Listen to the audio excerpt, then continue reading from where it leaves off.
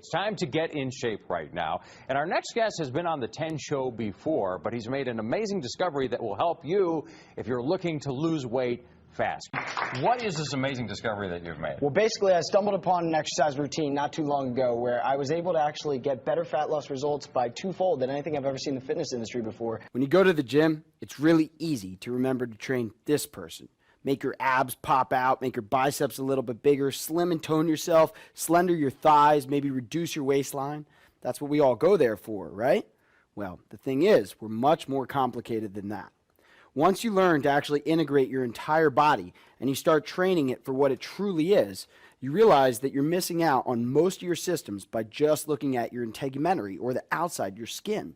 Let's take a little bit of a deeper look, right? And take a peek at your musculoskeletal system. You see, when we're talking about muscles, muscles are innervated by nerve signals, and each one has different striations, different angles for every muscle, and ultimately needs to be trained at different variations of exercises, of resistances, and of positions. You see, by varying your position all the time, moving in different directions, and using the Triple M method for rapid fat loss, ultimately you're going to stimulate more muscle contraction. For example, let's take a look at your obliques. Your obliques are part of your true core in your abdomen, and they're very important for stabilizing your spine. Without stability in your spine, you're cutting off the signals to the rest of your muscles. Most people are focused just on the rectus abdominis, but as you can see, those muscle fibers don't even run in the same direction.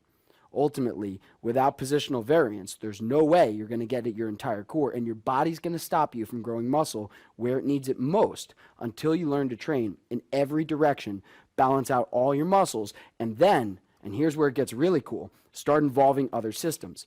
This is where the concept of digestive exercise came from. Now, digestive exercise is really interesting because there's a balance in your autonomic nervous system between parasympathetic and sympathetic activity. Your parasympathetic nervous system is your rest and digest nervous system. Your sympathetic is your fight or flight. That's the one most people think of, right? If you're in an emergency, you got to get out of there really fast. Well, that's the one people think of in the gym.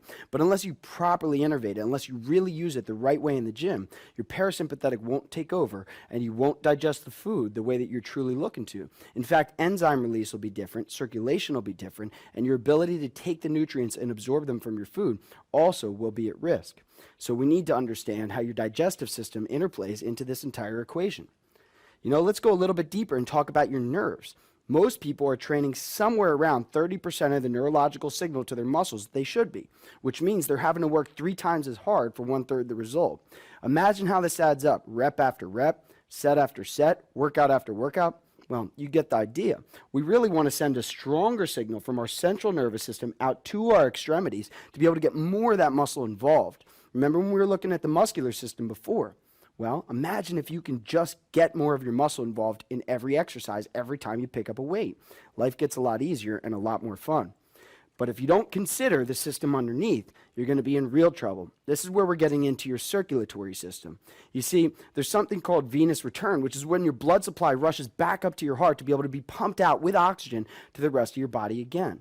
And in your muscles, it's their job to grab that oxygen, deposit it in the muscle, and use it for energy. That's where the whole concept of taxing your aerobic system comes from.